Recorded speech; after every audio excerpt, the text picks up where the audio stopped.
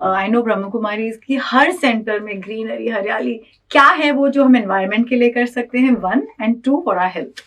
देखिए, हम हमेशा कहते हैं कि प्रकृति और मनुष्य एक दूसरे के साथ ऑलमोस्ट जुड़े हुए, पंच तत्व हमारे में भी है, बाहर भी है।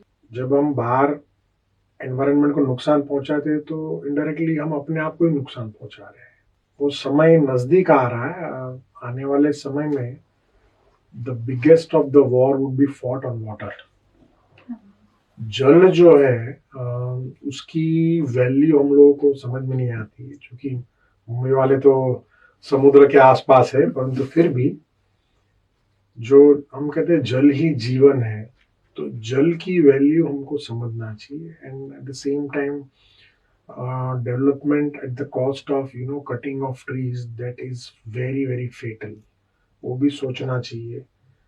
करिए development. And I mean, I do go and do a lot of training programs for government agencies also. I always tell them, सब कुछ करिए but plant double the trees, क्योंकि at the end of the day यही आपको बचाएंगे।